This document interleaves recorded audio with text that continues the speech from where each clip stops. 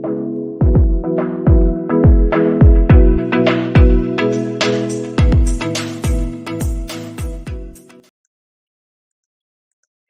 दोस्तों, नमस्कार। आपका अपने यूट्यूब चैनल कॉम्प्लेक्स क्लासेस में आप सभी लोगों का स्वागत है। तो हम लोगों का ये टॉपर सीरीज चल रहा है, जो कि है ये वर्तमान भारतीय समाज और प्रारंभिक शिक्षा। जैसा कि आप सभी लोगों को पता है, इसके पहले हम लोग जो है 5 प्रैक्टिस सेट जो है कंप्लीट कर चुके हैं। आप लोग नहीं देखे तो चैनल पर जाकर जो है देख सकते हैं। और हमारा ये टारगेट है कि जो 15 नंबर का आपका जो बहुविकल्पीय प्रश्न आता है, किस प्रकार से उसमें जो है 15 में से 15 हम लोग कंप्लीट करें, ठीक है। और इसके साथ ही जो लघु उत्तरीय प्रश्न और लघु उत्तरीय प्रश्न आता है, वहाँ भी जो है ये सभी आप लोगों को देखने को मिलेगा, ठीक है। तो उसमें भी जो है ये हेल्पफुल रहेगा प्रैक्टिस सेट। तो इसका जो है पीडीएफ प्राप्त करना चाहते हैं तो आप लोग टेलीग्राम चैनल से जुड़ सकते हैं। वहाँ पे आप सभी लोगों को इसका जो है पीडीएफ आसानी से प्राप्त हो जाएगा। टेलीग्राम का लिंक जो है डिस्क्रिप्शन बॉक्स में दिया हुआ है, ठीक है। तो आप लोग लास्ट तक वीडियो में बने रहिएगा। और मैराथन क्लास की बात करें तो मैराथन क्लास जो हो रहा है, मैराथन क्लास से आप सभी लोग जो है देख सकते हैं राजन सीरीज का। और इसका जो है पीवाईक्यू भी आप लोग देख सकते हैं, ठीक है। प्लेलिस्ट हमने बना रखा है, ठीक है। और टॉपिक बाय टॉपिक अगर करना चाहते हैं तो आप लोग जो है थ्योरी वाला वीडियो आप लोग देख सकते हैं। बिल्कुल कंप्लीट हो चुका है, ठीक है। तो इसमें जो है हमारा टारगेट है केवल टॉप करने वाले देखें, तो ऐसी बात नहीं है, आप लोग सभी लोग देख सकते हैं। तो इसमें जो है क्वेश्चन प्रीवियस ईयर क्वेश्चन और उसके बाद में टॉपिक बाय टॉपिक यहाँ पे किया जा रहा है, ठीक है। और इसके बाद हम लोग देखेंगे मध्यकालीन शिक्षा के बारे में। तो आप लोग जो है लास्ट तक वीडियो में बने रहिएगा। हम लोग जो है प्रैक्टिस सेट नंबर जो है 6 को देखने वाले हैं। 5 तक जो है हमने कंप्लीट कर चुके हैं। अगर हम बात करें ये इसमें जो है आदर्शवाद और प्रकृतिवाद और प्रयोजनवाद के बारे में हम लोग बात करेंगे, ठीक है। तो आप लोग जो है लास्ट तक वीडियो में बने रहिएगा। हम लोग जो है एक एक करके बात करते हैं। सबसे पहला हमारा टारगेट रहता है कि जो है प्रीवियस ईयर क्वेश्चन सबसे पहले करें। उसके बाद में हम लोग जो है जो आपका इम्पोर्टेंट क्वेश्चन है उस पे भी हम लोग बात करते हैं, ठीक है। तो यहाँ पे ये प्रैक्टिस सेट नंबर जो है 6 है। इसके पहले आप लोग नहीं किए हैं तो जाके कर सकते हैं। यहाँ पे देख सकते हैं सबसे पहले हम आदर्शवाद, प्रकृतिवाद और प्रयोजनवाद। तो सबसे पहले हम बात करते हैं क्वेश्चन आदर्शवाद की, ठीक है। आदर्शवाद पे जो है किस प्रकार से क्वेश्चन आपके एग्जाम में पूछा जाता है। तो यहाँ पे ये अतलग उत्तरीय प्रश्न में पूछता है कि आदर्शवादी विचारक कौन कौन से हैं, ठीक है। ये देख सकते हैं, ये विदेशी लोग हैं और ये इधर के लोग जो है ये इंडियन है। तो इसको जो है ये चार्ट जो हमने बनाया है इसको आप लोग याद कर सकते हैं। जैसे प्लेटो हो गए, सुकरात, अरस्तु, कामेनियस और पेस्टोलॉजी, फ्रोबेल और हर्बर्ट, ये सभी जो है विदेशी आदर्शवादी हैं। और अगर हम बात करें स्वामी विवेकानंद, स्वामी दयानंद, महात्मा गांधी, राधा कृष्णम, रविन्द्रनाथ टैगोर और अरविंद घोष, ये आप लोग याद करके जाइएगा, क्योंकि ये जो है 2 नंबर में पूछा जाता है, ठीक है। अब हम लोग यहाँ पे देखते हैं, पहले प्रीवियस ईयर क्वेश्चन करेंगे, पीवाईक्यू करेंगे, ठीक है। यहाँ पे फर्स्ट दिया है कि आदर्शवाद के अनुसार शिक्षा का मुख्य उद्देश्य क्या होना चाहिए। जो आदर्शवाद क्या होता है कि आदर्शवाद उनके विचारों पर, जैसे महात्मा गांधी यहाँ पे हो गए, महात्मा गांधी अगर हो गए तो महात्मा गांधी का यहाँ पे कोई वैल्यू नहीं है, लेकिन इनके जो विचार, ये अच्छे अच्छे विचार जो दिए हैं, ये आदर्शवाद जो है ये विचार को जो है फॉलो करता है, ठीक है। तो आदर्शवाद के अनुसार जो है शिक्षा का मुख्य उद्देश्य क्या होना चाहिए, व्यवसायिक कौशल विकसित करना, या आध्यात्मिक और नैतिक विकास, शारीरिक विकास, या सामाजिक समायोजन। तो इसमें जो, जैसा कि हमने बताया कि जो है आध्यात्मिक और नैतिकता के बारे में जो है किस प्रकार से डेवलपमेंट किया जाए, विकास किया जाए, इस पे ध्यान देते थे, ठीक है, आदर्शवादी। उसके बाद में यहाँ पे 2016 में ये क्वेश्चन बना है कि आदर्शवाद का प्रमुख विचारक कौन था। यहाँ पे देख सकते हैं, यहाँ पे प्रमुख विचारक के बारे में यहाँ पे क्वेश्चन पूछा जा चुका है, ठीक है। जो कि हमने स्टार्टिंग में बताया कि विचारक के से संबंधित क्वेश्चन आपके एग्जाम में पूछे जाते हैं। जैसे जॉन ड्यूवे, प्लेटो, रूसो, अरस्तु। तो आदर्शवाद के प्रमुख विचारक की हम बात करें तो इनमें से कौन है, ये प्लेटो जो है, ये प्लेटो जो है आदर्शवाद के प्रमुख विचारक है, ठीक है। तो प्लेटो प्राचीन ग्रीक दार्शनिक, ये ग्रीक के रहने वाले हैं, ग्रीक दार्शनिक। और सुकरात के जो है ये शिष्य हैं।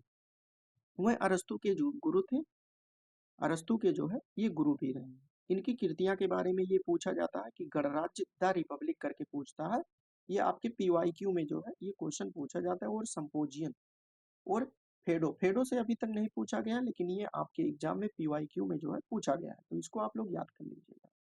अकादमी की बात करें तो ये प्लेटो ने जो है, इससे भी क्वेश्चन ये पीवाईक्यू में आया हुआ है। तो अकादमी की जो है स्थापना इसने किया था, जो प्राचीन ग्रीस में एक प्रमुख शिक्षण जो है ये संस्थान था।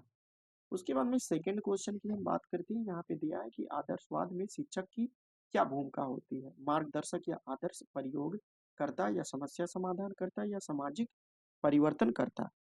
तो अगर हम बात करें जो आदर्शवाद में शिक्षक की भूमिका माना जाता है, ये मार्गदर्शक और आदर्श के बारे में माना जाता है एक शिक्षक को, ठीक है। एक आदर्श और मार्गदर्शक के रूप में जो है एक टीचर को देखा जाता है। उसके बाद में 3 नंबर में है कि आदर्शवाद के अनुसार ज्ञान कैसे प्राप्त होता है? इनके अनुसार जो है ज्ञान जो प्राप्त होता है वो हमें किस प्रकार से प्राप्त होता है? प्रयोग और अनुभव से, आत्मचिंतन और आध्यात्मिकता से, सामाजिक संपर्क से या प्राकृतिक वातावरण से, ठीक है। तो ये जो है मार्गदर्शक और आदर्श के द्वारा जो है, अगर हम बात करें, मार्गदर्शक और आदर्श के द्वारा जो है इनको ज्ञान प्राप्त होता है। 1 मिनट आप लोग ओके।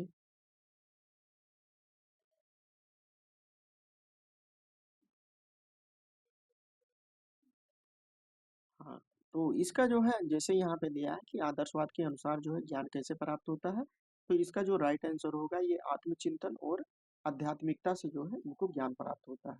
अब हम देखते हैं ये आदर्शवाद हो गया, उसके बाद में प्रकृतिवाद के बारे में हम बात करते हैं, ठीक है।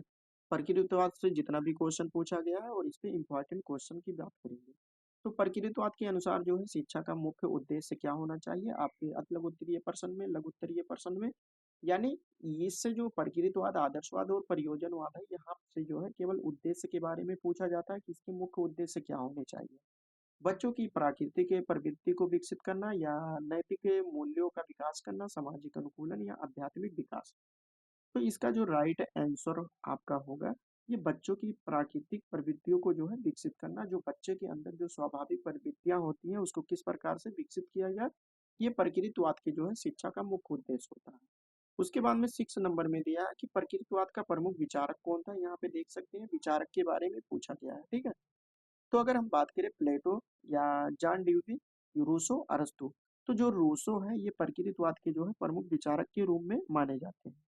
और अगर इनकी बात करें जिन्होंने जो है एमिल में प्राकृतिक शिक्षा पर जोर दिया है, एमिल, इनकी जो है एक रचना है एमिल,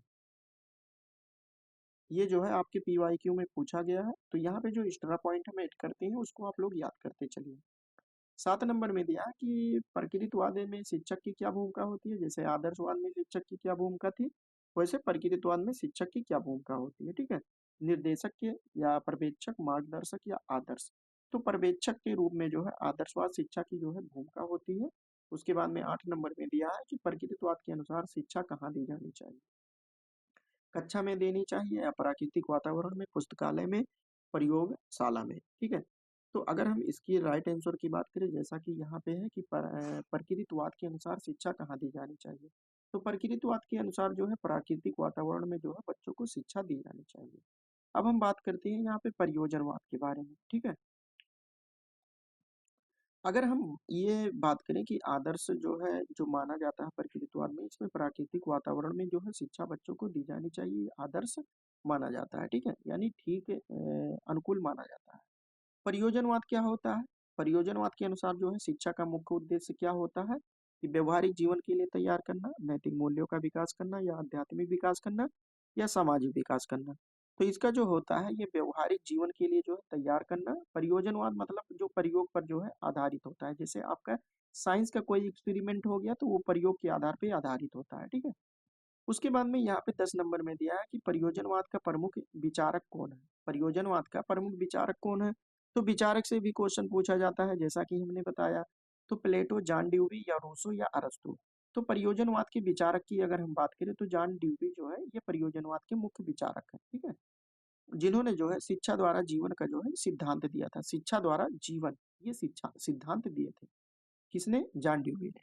11 नंबर में दिया है कि परियोजनवाद में जो है शिक्षक की भूमिका क्या होती है, जो टीचर होते हैं उनकी भूमिका क्या होती है। तो यहाँ पे हमने सिमिलर क्वेश्चन रखा है, इस प्रकार से मैनेज किए हैं कि जो है आप लोगों को याद हो सके, ठीक है। अगर अंतर आ जाए अतलब उत्तरीय प्रश्न में तो आप लोग वहां पर भी लिख सकते हैं, ठीक है। मार्गदर्शक या प्रयोग करता या समस्या समाधान करता या आदर्श। तो इसको जो है अगर परियोजनवाद के अनुसार देखिए शिक्षक की क्या भूमिका होती है, तो शिक्षक की भूमिका जो है एक मार्गदर्शक के रूप में जो है मानी जाती है। ये बच्चों का जो है मार्गदर्शक कर सकता है। उसके बाद में यहाँ पे दिया है कि 12 नंबर में दिया है कि परियोजनवाद के अनुसार ज्ञान जो प्राप्त होता है हमें कैसे प्राप्त होता है, जो प्रयोजनवाद होते हैं, ठीक है। तो जैसा कि हमने बताया, जो साइंस में एक्सपेरिमेंट होता है प्रयोग के आधार पे आधारित होता है, तो प्रयोजनवाद के अनुसार ज्ञान कैसे प्राप्त होता है, प्रयोग के आधार पर, अनुभव से या आत्मचिंतन से, पुस्तकों से या प्राकृतिक वातावरण से। प्राकृतिक वातावरण तो ये जो है नेचुरलिज्म हो जाएगा, प्रकृतिवाद हो जाएगा। लेकिन प्रयोजनवाद में जो है, जैसा साइंस में जो प्रयोग किया जाता है, तो प्रयोग और अनुभव के द्वारा जो है प्रयोजनवाद में हमें ज्ञान प्राप्त होता है। अब हम सबका मिक्स क्वेश्चन देखते हैं, जो सामान्य प्रश्न जो है आपके एग्जाम में बन सकते हैं, ठीक है। यहाँ पे दिया है कि किस विचारधारा में बच्चों को बच्चा बनने दो, बच्चे को जो है बच्चा बनने दो का सिद्धांत जो है दिया गया है। तो आदर्शवाद, प्रकृतिवाद, प्रयोजनवाद, यथार्थवाद। ऐसा नॉर्मल अगर आप लोग सोचें तो इसमें जो स्वाभाविक, जो बच्चे जैसे बच्चे का जन्म होता है, तो उसमें जो स्वाभाविक होता है किस प्रकार से उनको जो है नेचुरली ज्ञान प्राप्त किया जाए, तो ये जो है आदर्शवाद, प्रकृतिवाद, प्रयोजनवाद या यथार्थवाद। तो बच्चों के स्वाभाविक ज्ञान की बात जो है ये प्रकृतिवाद करता है, ठीक है। तो प्रकृतिवाद बच्चों को जो है प्राकृतिक प्रवृत्तियों को विकसित करने पर जो है ये ध्यान देता है। 14 नंबर की हम बात करते हैं कि किस विचारधारा में शिक्षा जीवन के लिए तैयारी नहीं बल्कि जीवन ही शिक्षा है। शिक्षा जो होता है जीवन के लिए तैयारी नहीं होता है, ठीक है, बल्कि जीवन ही जो है ये शिक्षा होता है। ये आदर्शवाद, प्रकृतिवाद, प्रयोजनवाद या यथार्थवाद। तो ये जो है प्रयोजनवाद के अनुसार जो है होता है कि शिक्षा जो है जीवन के लिए तैयारी नहीं है, बल्कि जो जीवन होता है जीवन ही शिक्षा है। ये प्रयोजनवाद के अनुसार जो है दिया गया है, ठीक है। तो यहाँ जो है जॉन ड्यूरी का ये जो है ये प्रसिद्ध कथन है, जो प्रयोजनवाद से ये संबंधित होता है। ये किसका कथन है? जॉन, क्योंकि जो है यहाँ से भी जो है आपके एग्जाम में पूछा जाता है कि ये कथन किसका है।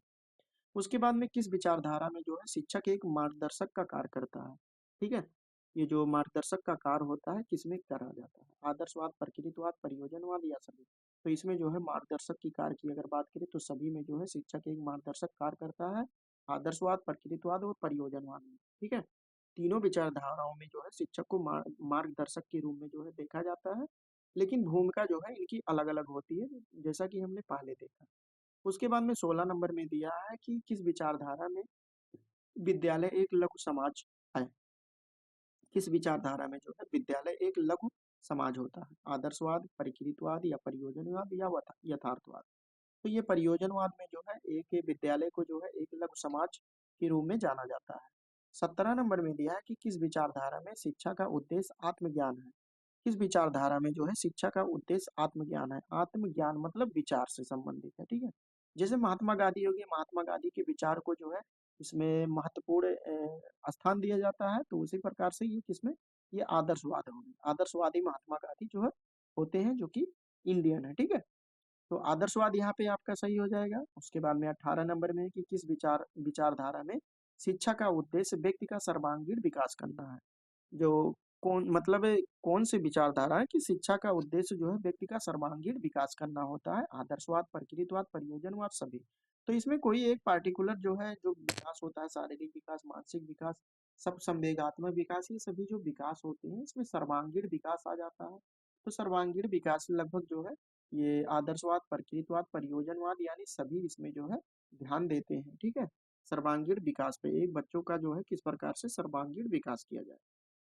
19 नंबर में दिया है कि किस विचारधारा में शिक्षा का उद्देश्य समाज का जो है कल्याण करना है। समाज का जो है कल्याण किस विचारधारा में जो है ये करना है? आदर्शवाद, प्रकृतिवाद, प्रयोजनवाद, यथार्थवाद। तो ये जो प्रयोजनवाद होता है इसमें जो है उद्देश्य समाज का जो है कल्याण किस प्रकार से हो सकता है? जैसे आधुनिक समय में जो अलग अलग प्रकार के जो है एक्सपेरिमेंट खोज होते हैं, तो इसमें जो है उद्देश्य समाज का जो है इसके द्वारा कल्याण होता है। जैसे कोई भी मान लो कृषि कार्य हो गया, पहले जो है इसमें 10 आदमी लगते थे, अब एक मशीन हो गया, तो उसको जो है कुछ ही समय में जो है समाप्त किया जा सकता है। तो शिक्षा का उद्देश्य जो है समाज का कल्याण करना, ये परियोजनवाद ध्यान देता है। उसके बाद में 20 नंबर में है कि किस विचारधारा में शिक्षा का उद्देश्य बच्चे की प्राकृतिक प्रवृत्ति को जो है विकसित करना है। जो नेचुरल होता है उसको जो है किस प्रकार से विकसित करना है।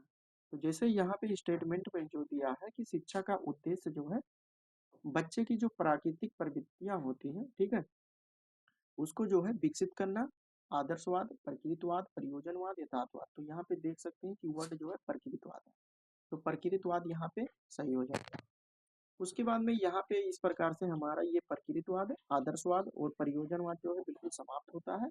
इसके आगे हम लोग जो है प्रैक्टिस सेट नंबर 7 करेंगे, जिसमें जैसे अलग अलग जो विचारक हैं विवेकानंद के बारे में देखेंगे, रविन्द्रनाथ टैगोर, महात्मा गांधी और डॉक्टर राधाकृष्णन और गीजू भाई बधेका के बारे में देखेंगे। इसमें जो रचना किया है, रचना हो गया, और इनकी जो पुस्तक हो गई, और जो अलग अलग कथन कहे हैं इनके बारे में जो है हम लोग कल के वीडियो में देख लेंगे। अगर मैराथन क्लास आप लोग करना चाहते हैं राजन सीरीज का, तो राजन सीरीज का जो है मैराथन क्लास जो है चल रहा है, आप लोग वहाँ पे देख सकते हैं। PYQ की बात करें तो ये भी कंप्लीट हो चुका है। अगर थ्योरी बात करें तो थ्योरी का भी क्लास कंप्लीट हो चुका है, ठीक है। तो आप लोग जो है इसके पहले का प्रैक्टिस सेट नहीं किए हैं तो आप लोग कर सकते हैं। वीडियो अच्छा लगा हो तो लाइक कर सकते हैं, शेयर कर सकते हैं, और अभी तक जो लोग चैनल को सब्सक्राइब नहीं किए सब्सक्राइब कर सकते हैं। तो चलिए दोस्तों, हम लोग जो है इसके आगे प्रैक्टिस सेट नंबर 7 जो है कल के वीडियो में करने वाले हैं। तब तक के लिए जय हिंद, जय भारत।